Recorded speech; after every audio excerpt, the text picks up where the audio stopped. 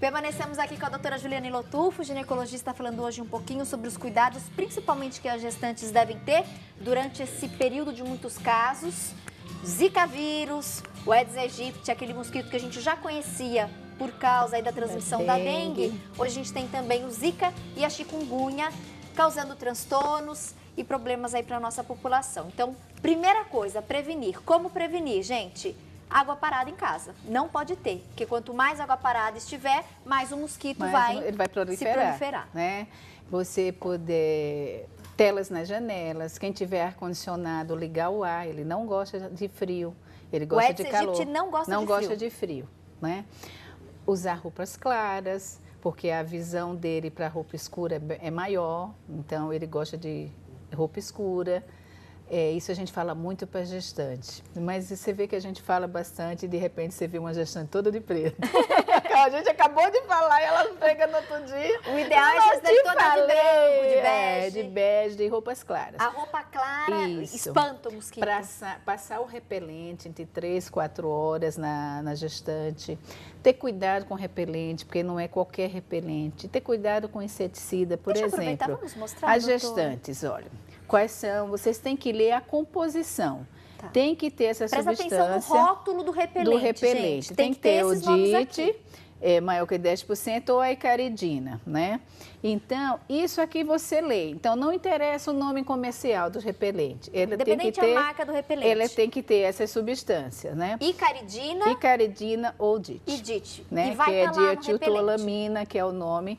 E isso aqui foi descoberto na época da Segunda Guerra Mundial, pelo governo americano, e de lá para cá vem se usando como para evitar as picadas, né?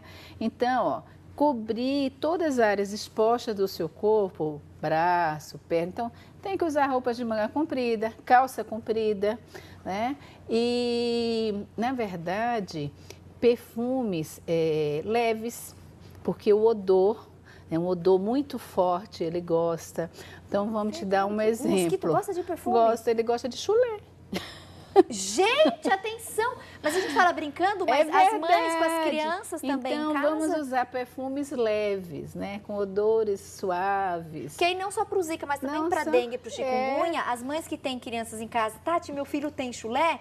Cuidado, porque vamos começar a cuidar, ele vai pro chulé. E vamos, por exemplo, você tem criança, vamos voltar aos tempos antigos, vamos usar cortinados, o famoso mosquiteiro, né? Muita gente está fazendo isso, além das telas em janela, e procurar os focos. Nada de pratinho de planta com água.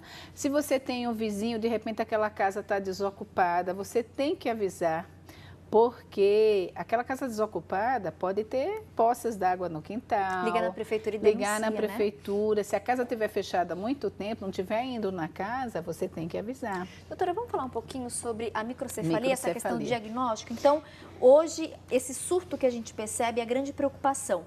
O mosquito infectado, ele vai picar a gestante, ele pode passar esse vírus para a gestante, o vírus vai afetar aquele sistema neurológico do bebê. Né? E aí pode ter um problema na formação do cérebro da criança, que é a microcefalia. O cérebro ele não cresce, ele não desenvolve. Né? Às vezes a criança já está com o problema, só que tem as fases de crescimento, né?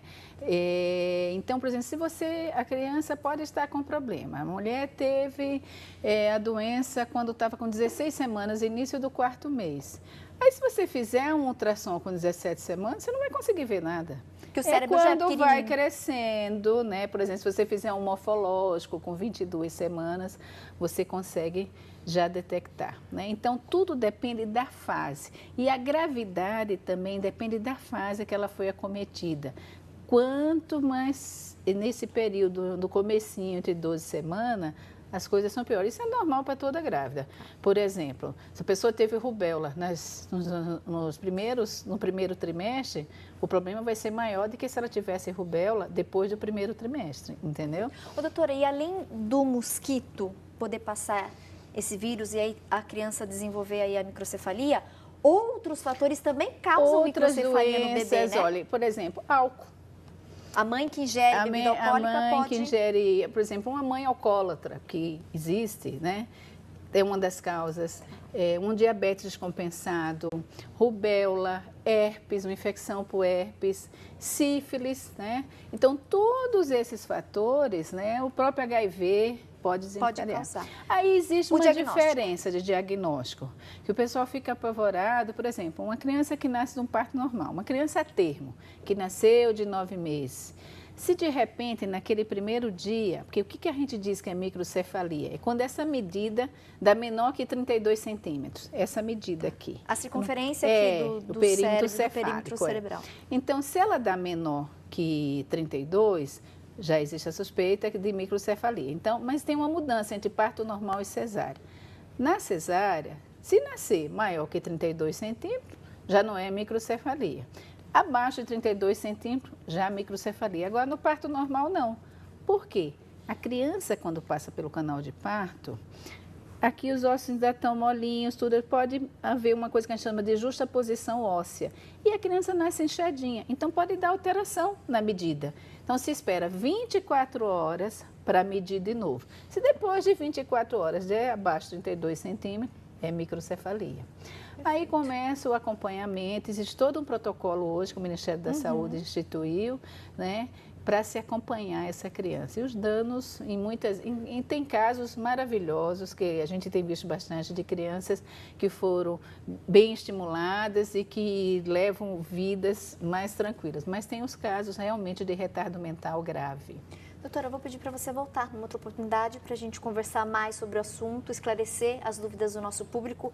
E muito obrigada pela presença e por tanta informação importante que você nos passou hoje. Obrigada. Nada de água parada, hein, gente? Regrinha. Regrinha. Todo mundo cuidando do próprio quintal, hein? E usa o cinto de segurança sempre. E cinto de segurança. Muito bem. Doutora, boa recuperação, viu? Obrigada. Bom fizinho de recuperação. Turminha, mais um intervalo e na sequência a gente volta com a última dica do programa, um artesanato bem gostoso de fazer. Vocês vão adorar.